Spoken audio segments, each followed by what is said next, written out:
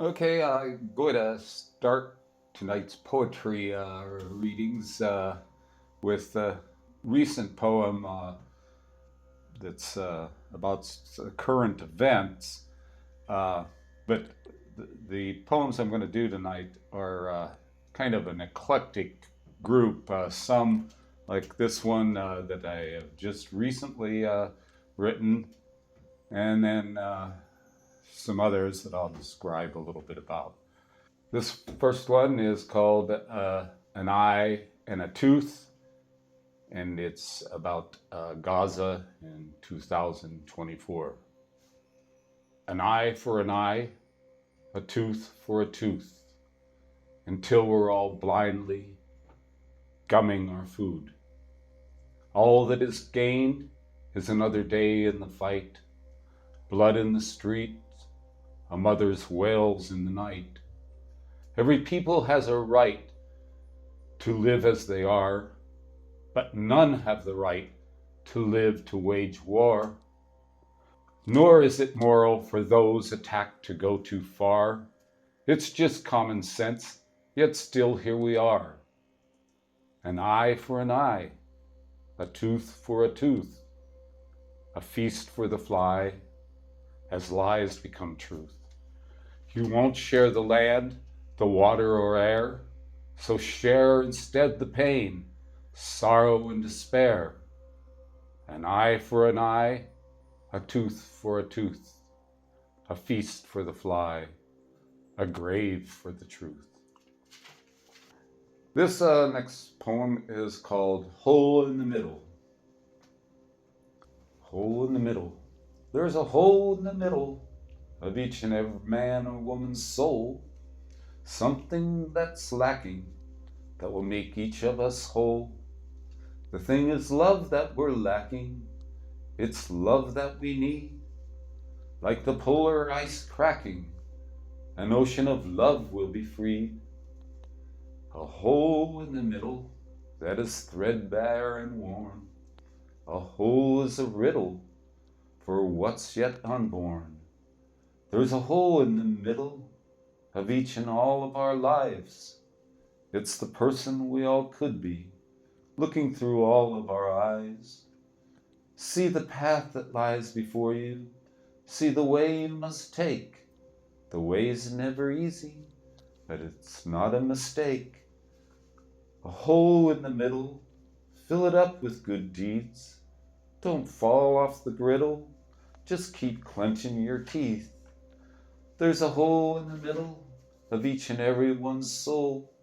Let's fill them with good times and make everyone whole. No one knows the future, why regret the past? Concentrate on the present, make the good times last. A hole in the middle can be filled up with song, like the hole on a fiddle resonates a note so sweet and so long. This one's called In the Light of the Sun. In the light of the sun. I don't think that there is any use. I don't know if we have an excuse. And you may think it is simply a ruse. But there is no more faith we can lose. I had no more will to go on. It seemed nothing could be lost or be won. And when you come under the gun, only hope that you stand in the sun. I was told by someone in no hurry that our time is too short to worry. And if things still seem kind of blurry, just hope it's all clear to your jury. I had no more will to go on. It seemed nothing could be lost or be won. And when all is said over and done, you can smile if you stand in the sun. People have always been more than they seem, because everyone knows how to dream. And when we give up on all of our schemes, we'll keep much more than our own self-esteem. Time is too short for us to worry. That's true for both predator and its quarry. And when you get beyond the flash and the fury, each life only amounts to a short story. I had no more will to go on. It seemed nothing could be lost or be won. Tried to remember how it all had begun. Only recalled the times that I stood in the sun. This next one, poem is a little bit less depressing.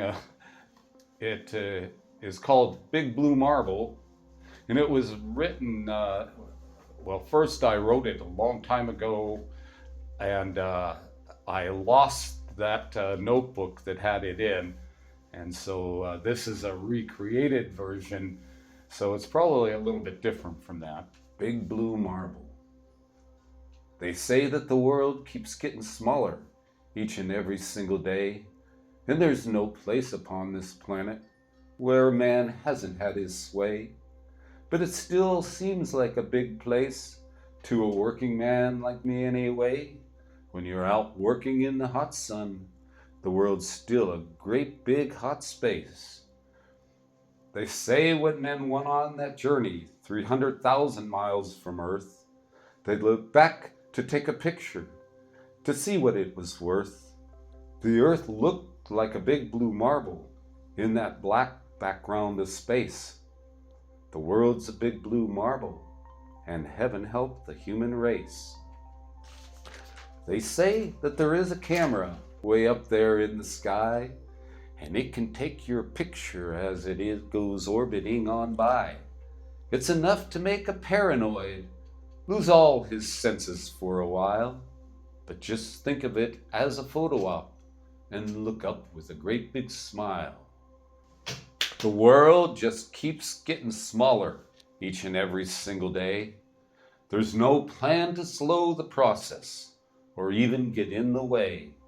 So just sit back and watch as the big blue marble goes round and round the sun 70 some times or more, till that day sometime in the future when your time on the marble is done. These next two poems are recent ones from that I wrote while we were on vacation. It was one of me and my wife's bucket lists to go up onto the northwest and see the big trees. And so while we were there, I was inspired to write these two poems while we hiked through the big trees. First one is called 1,000 Shades of Green.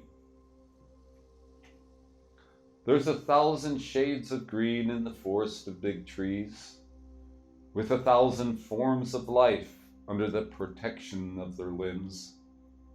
1,000 silent sounds, divinely sublime, lurking in the darkness of its mysterious groves. 1,000 shades of green, hidden within the forest of redwood trees. There's 1,000 ways of living, 1,000 ways to feel, 1,000 paths to enlightenment, 1,000 ways to heal. 1,000 shades of greenness in the forest of big trees, enough to bring the strongest in awe onto their knees. This next poem is inspired by our vacation into the Northwest, and also an earlier vacation we took 5 or 6 years ago to fulfill another bucket list when we went down to the Florida Keys.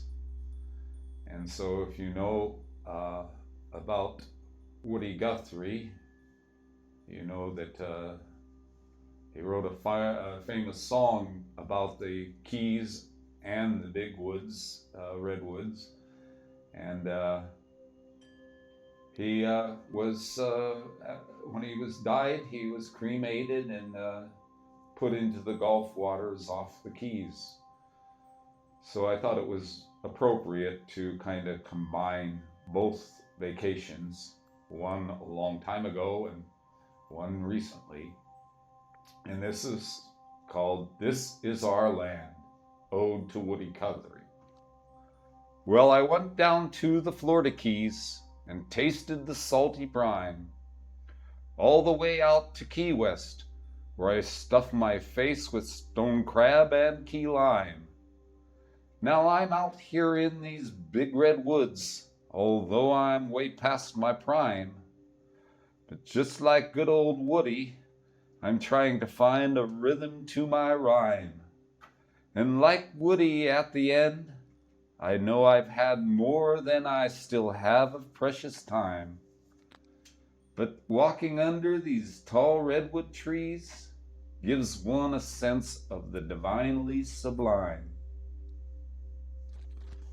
I hope you enjoy them regardless of whether they are uh, depressing in some way or other or uplifting. Thank you.